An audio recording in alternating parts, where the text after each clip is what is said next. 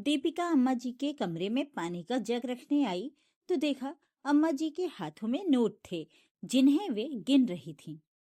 दीपिका को देखते ही उन्होंने वो रुपए अपने पुराने से पर्स में रख लिए। अम्मा जी, हम सोने जा रहे हैं, आपको कुछ जरूरत हो तो बोल दो। सोने के बाद हमें किसी की आवाज सुनाई नहीं देती है।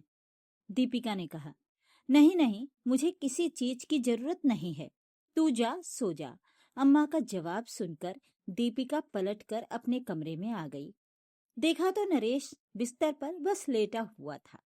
अरे, अभी तक सोए नहीं तुम? कह तो रहे थे कि नींद आ रही है। दीपिका पलंग पर बैठते हुए बोली, वो क्या है ना कि हमको हमारी पत्नी से बात किए बगैर नींद नहीं आती, और पत्नी है कि रात को देर तक कमरे में ही नहीं आती, इसलिए हमें भी जागना पड़ता है।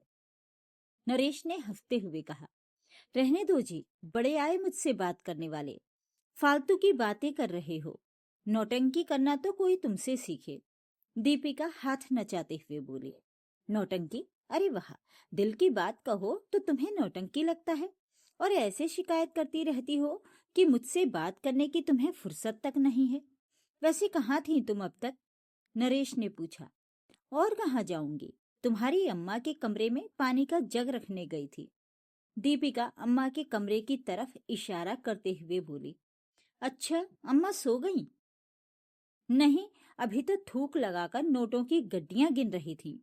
लोगों को लगता है कि हमारे घर में कोई कमी है ही नहीं। पति भी अच्छा कमाता है और मकान भी किराए भाड़े पर चढ़ा रखा है, तो अच्छा खासा पैसा आता होगा। अब लोगों को क्या बताऊं कि किराए भाड़े पर तो अम्मा जी नागिन बनकर बैठी हुई हैं और हम यहाँ कमियों में जी रहे हैं।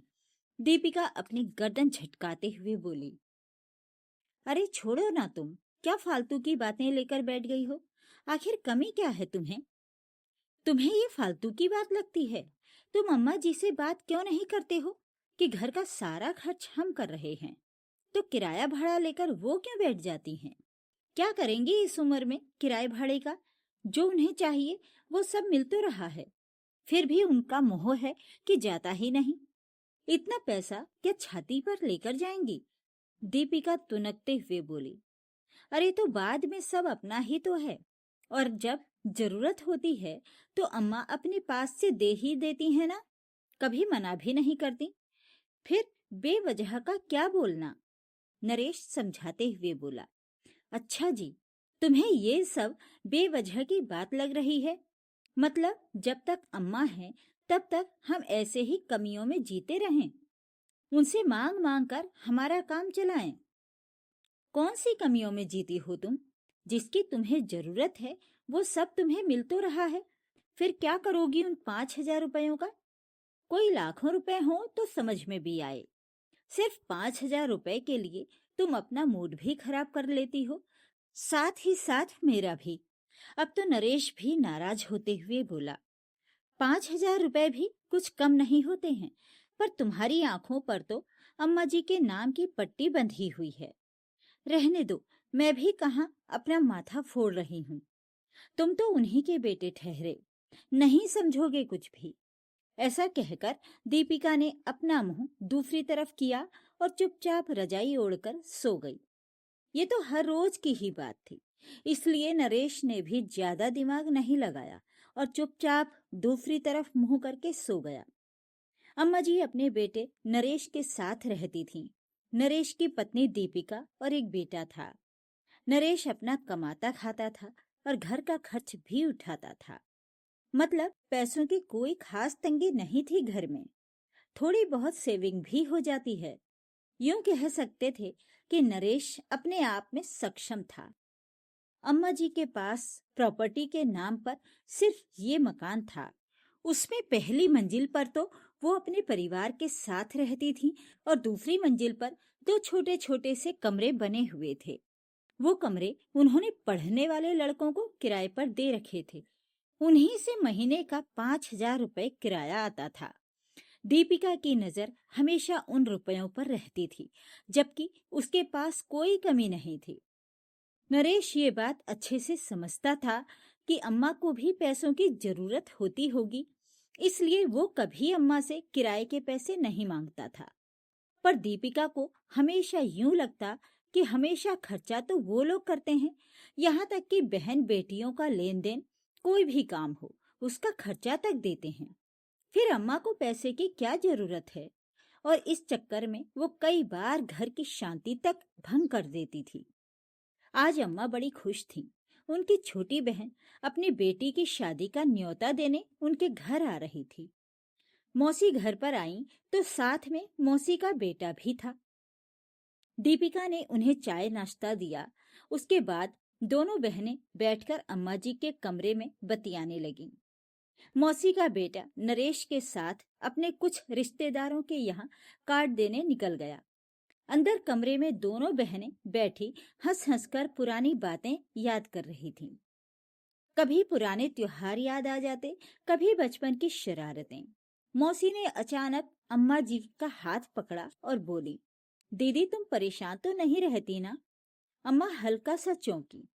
अरे नहीं नहीं बहन, मैं ठीक हूँ, भगवान की दया है।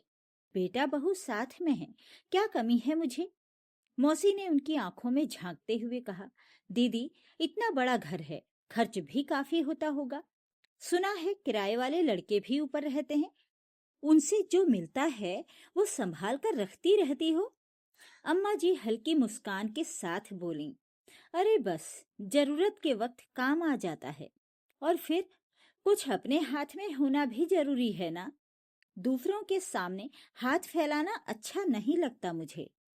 कमरे का दरवाजा थोड़ा खुला था। बाहर से चुपचाप गुजरती दीपिका ने ये बात सुन ली।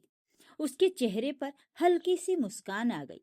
देखो, पूरी दुनिया जानती है कि अम्मा जी पैसे दबा कर रखती हैं, लेकिन उसके भीतर एक अजीब सी जलन भी उठी। जरूरत के वक्त काम आता है, ये बात उसके कानों में चुभ गई।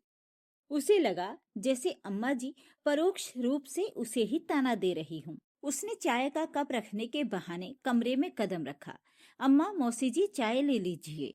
दोनों ने मुस्कुराते हुए कप ले लिया। मौसी ने दीपिका की तरफ प्यार से देखा।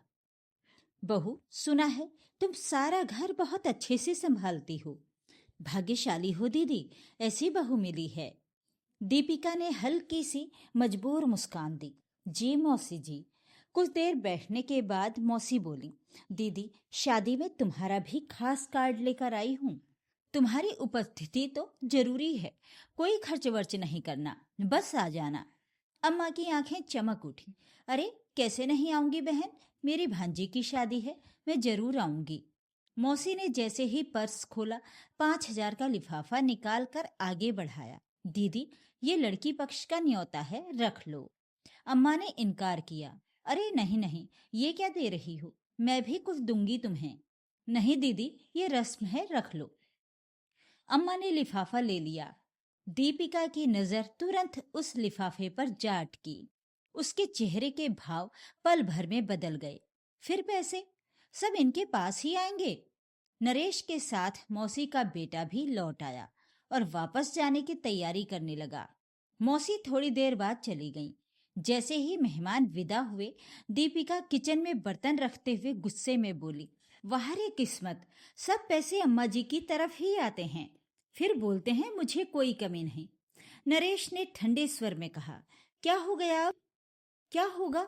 उनकी बहन ने अभी 5,000 रुपए दिए थे, और तुम देखना ये रुपए भी अम्मा जी के पुराने पर्स में ही जाएंगे। हमारा कौन सा हक रखा है घर में? नरेश ने गहरी सांस ली। तुम हर चीज पैसों में क्यों तोलती हो दीपिका? अरे रिश्तों में भी कुछ कीमत होती है। मौसी जी रस्म के नाते लाई थी, अम्मा लेंगी ही, उसमें तुम्हें क्यों जलन होती है? दीपिका अब पूरी तरह भड़क चुकी थी। जी हाँ, मुझे जलन होती है, क्योंकि मैं देख रही हूँ कि हर महीने का खर्चा हम उठाते हैं और पैसे अम्मा जी बचाती हैं। क्या फायदा ऐसे बच्चों का होना जो माँ के पैसे भी मांग नहीं सकते? तुम्हें तो फर्क ही नहीं पड़ता कि हम कैसे घिस घिस कर चल रहे हैं। नरेश ने पहली बार कड़क आवाज में कहा, सीमाएं पार मत करो दीपिका, अम्मा का पैसा अम्मा का है, उन्होंने पूरी उम्र मेहनत की है। थोड़े बहुत रुपए वो बचा लेती हैं तो तुम्हारी दुनिया क्यों उलट जाती है? दीपिका चुप हो गई, आंखें भर आईं। वो पलटकर अपने कमरे में चली गई। रात को अम्मा जी ने एक छोटा सा डिब्बा खोला। उसमें पुराने नोट, कुछ सिक्के, कुछ रसीदें और अपनी शादी की एक धुंधली सी तस्वीर थी। तस्वीर को सहलाते हुए बोली, हे राम, ये बुढ़ापा भी अजीब है। बेटे बहू के घर रहते हुए भी अपने पैसे की रक्षा करनी पड़ती है, क्योंकि जरूरत पड़ने पर किसी से मांगना अच्छा नहीं लगता। उन्होंने मन ही मन सोचा, कल सुबह दीपिका से एक बात करनी पड़ेगी। उनकी आंखों में एक चिंता थी, एक माँ की चिंता जो अपने बेटे बहू के बीच बढ़ती खाई को महसूस कर रही थी। अम्मा जी रात भर सोचती रहीं। सुबह जल्दी उठकर उन्होंने चूल्हे पर चाय चढ़ाई। दीपिका भी अनमनी सी उठकर किचन की तरफ आई, पर उसकी आंखों में कल की कड़वाहट अब भी झलक रही थी।